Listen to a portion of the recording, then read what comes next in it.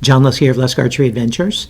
Serious testing, successful hunting. Today I'm testing a brand new broadhead by Bishop Archery, and it's their jumbo 3-blade in 125 grains. Okay, so they've been able to trim this down and have this super big cut and really innovative type of cut in a 125 grain broadhead. Okay, it's going to be fun to test.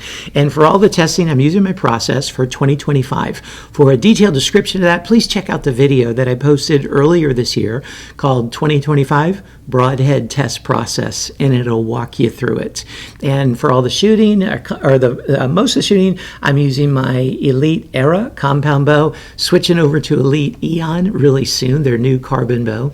And I'm also using for the flight testing this SWAT X1 crossbow by Killer Instinct. But as soon as their new lineup comes out, I look forward to shooting one of their new bows, or new crossbows for 2025. And I'm using Bishop Archery arrows and bolts for all of my shooting, and in this case today, Bishop Archery broadhead as well. Okay, let's zoom on in here, go through some of the design features and specifications, and then put this bad boy to the test. This is one of the coolest fixed blade broadheads I've ever seen, okay? This is crazy how it's designed. I used to talk to Bishop about, man, why don't you make some blades with bigger cutting diameters? And they were like, nah, you know, this was years ago. And now, boy, they've really gotten into it and done a fantastic job with it. So let's break it down a bit. First of all, this is a 125 grain model. I just measured it on my little scale. It came out to 126 grains. So really nice within the margin of error there. The material is just machined out of one piece of what they call Rachel steel. And Rachel steel is basically S7 tool steel, but with a plating to allow it to resist corrosion. So it's nice that it can do that. And again, just one piece. The dimensions, it's got a cutting diameter of a whopping 1.6 inches. Wow, for a fixed blade head. And yet, with 3 blades, that comes in at 2.4 inches of cut. That's a lot of cut. The length beyond the end of the arrow is just a 1/2 inch. Okay, I think that's definitely the shortest beyond the end of an arrow of any fixed blade head, probably any even mechanical, that I've ever seen. And you notice that the blades do come back over the shaft, so you want to make sure you have enough length of the arrow so it doesn't bump against your riser. And I also want to note that I like how it comes over the shaft, but there's enough room to fit an arrow like this one with a collar to it, or to slide it over a crossbow bolt. So it's really, really nice to be able to have one that's big enough to come back over a crossbow bolt like that. The thickness of the blades is 0.063 inches.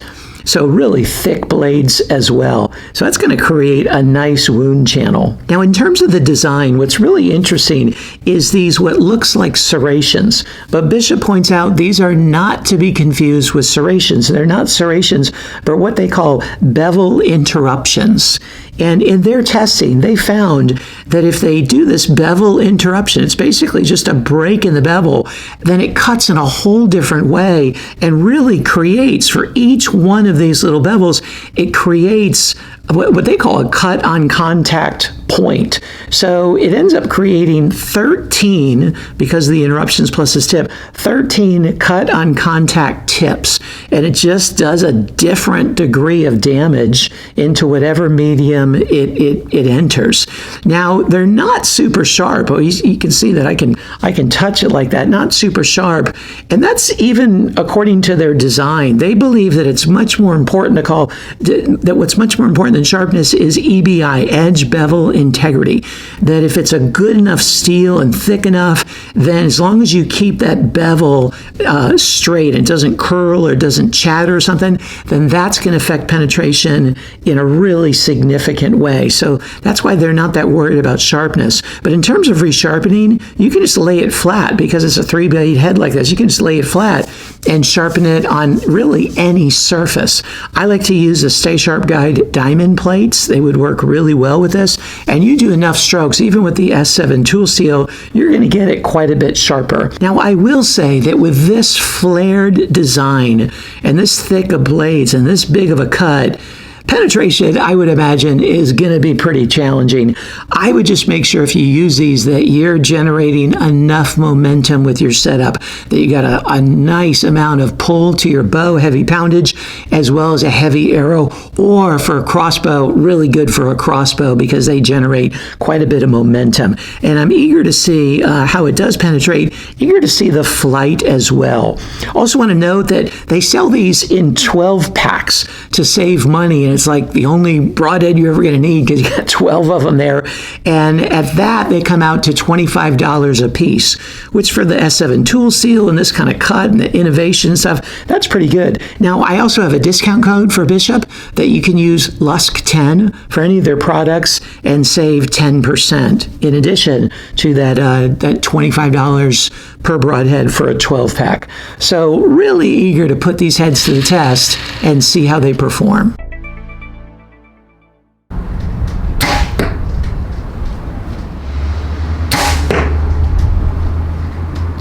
The Bishop got the bullseye. Wow, I couldn't believe how well this thing flies.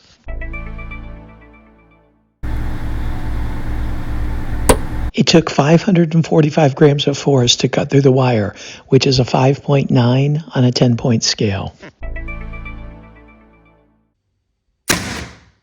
It penetrated 4.5 inches. And check out the hole here. Not only is it a really wide cut, but you can see those individual points that are caused by the bevel interruptions. That's really interesting. It took an additional 11 grams of force to cut through the wire, which is a 9.78 on a 10-point scale.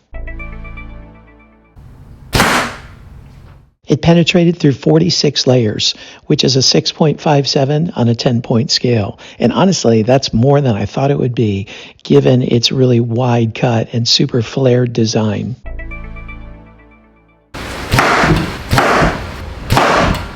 It's in perfect shape after the 3 shots through the MDF. And it's still in near perfect condition after the 2 shots through the steel plate. The only damage was at the very tip of the blades. They curled back just ever so slightly. And then check out these holes. Man, not only, again, are they a really wide hole and a triangular cut hole, but you can see those bevel interruptions and the way they cause a different type of cut.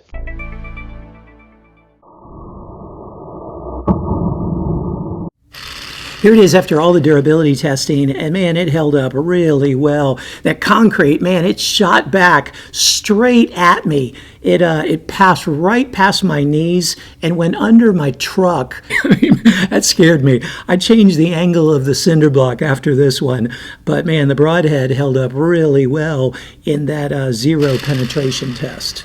So what'd you think? Man, this is a wicked broadhead right here. I would love to shoot something with it. I hope my back can heal up and I can stick it through a hog or something like that. It performed really well. Its only downside is that penetration from the huge cut. The sharpness, a bit of a downside as well.